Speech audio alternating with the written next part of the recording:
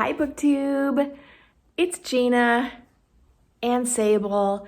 I have a guest host today. She is our newest little foster baby and she is very funny. So we'll see what she's gonna do here. All right, Sable, what are you doing? I wanted to do a May wrap up. Okay. She jumped down. She's a very funny little girl.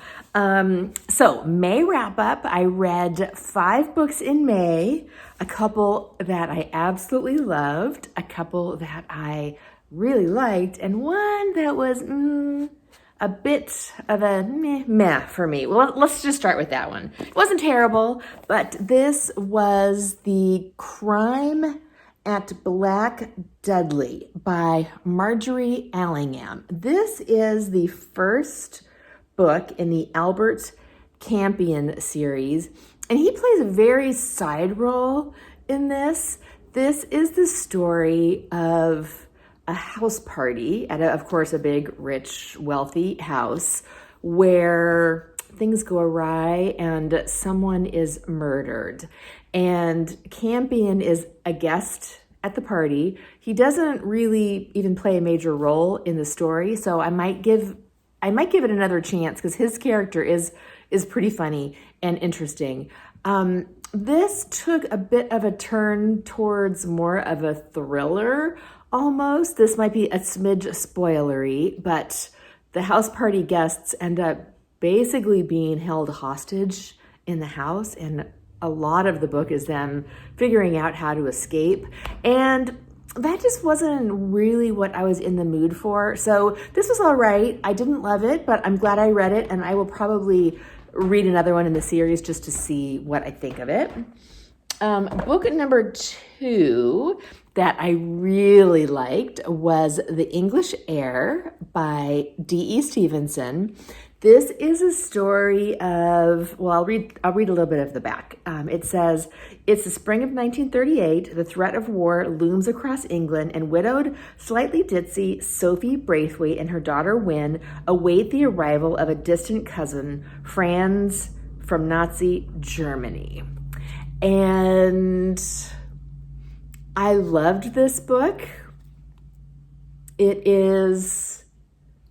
This cover's kind of funny because I don't know that was actually, I'm trying to remember a scene in the book where they were sitting on the beach, Wynne and Franz, who becomes Frank.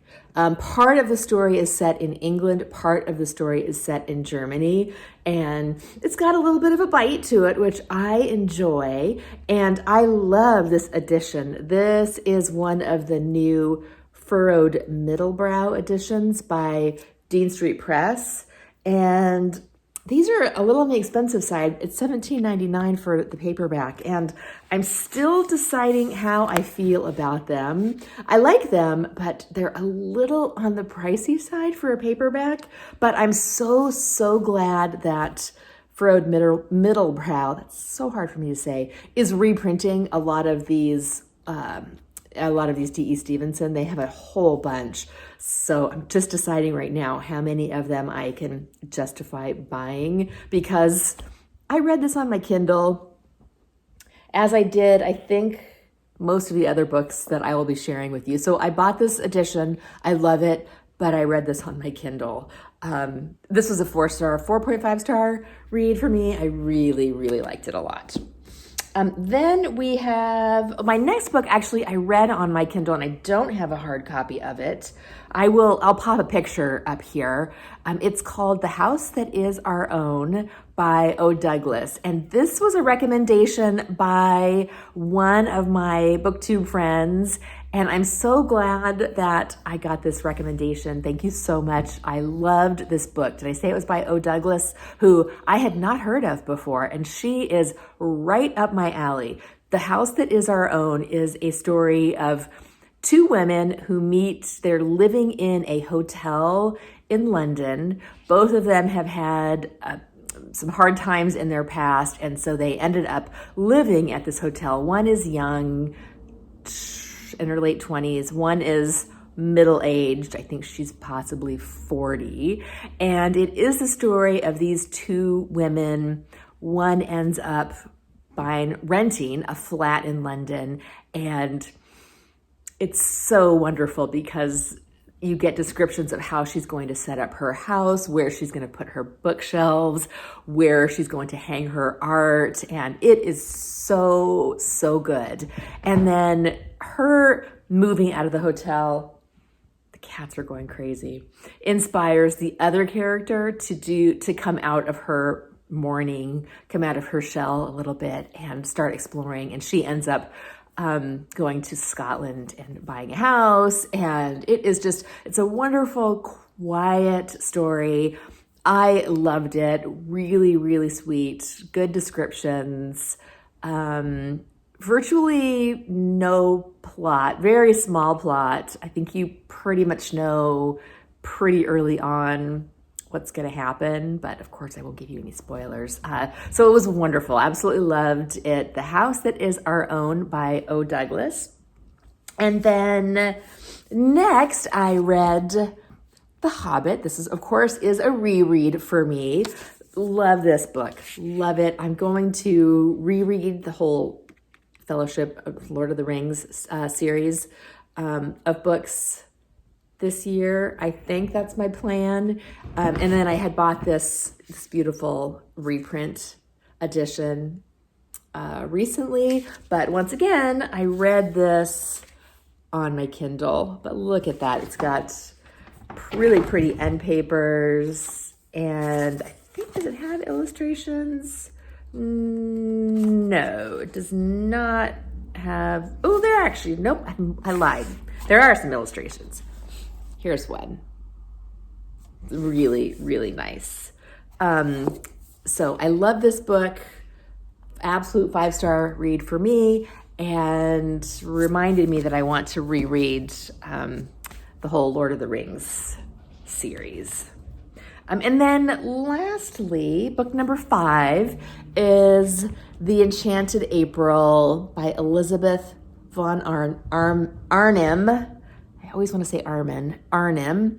And I love this book. I think I have read this before. This is one of those books that I'm pretty sure I've read it.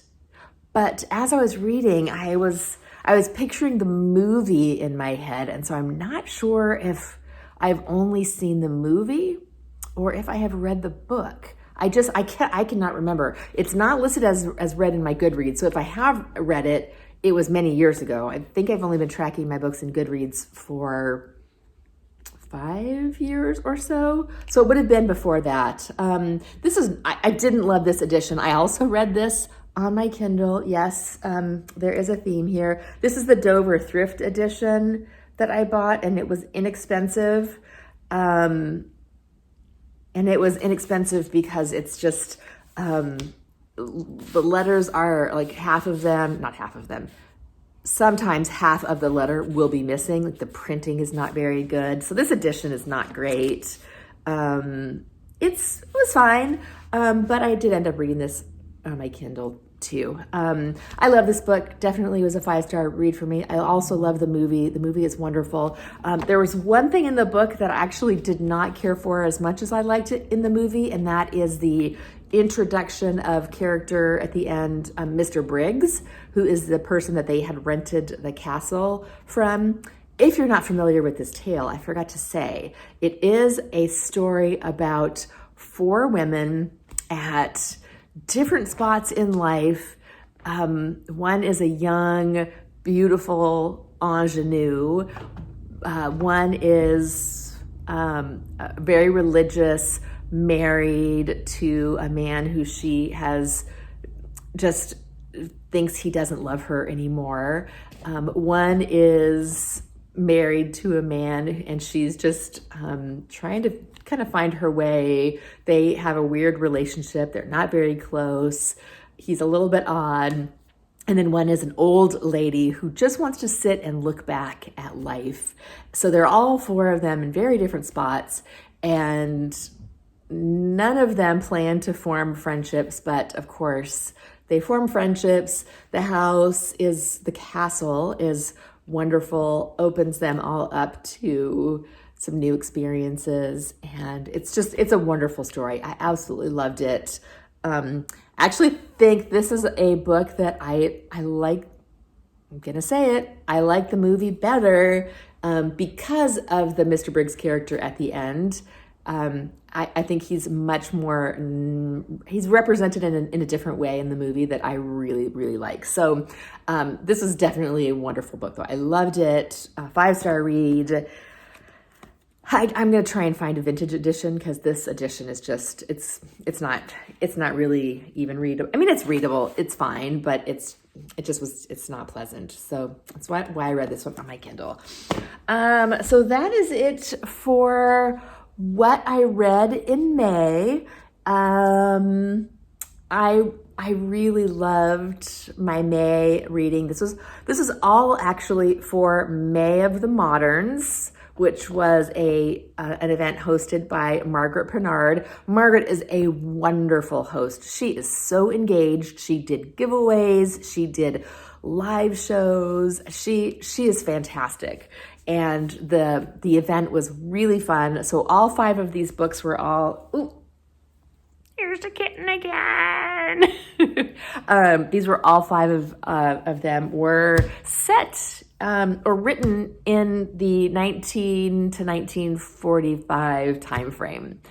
So I just, that's my time. That's my favorite era to read in. So that event was right up my alley. All right. So that is it for me for May. I will talk to you soon. Bye.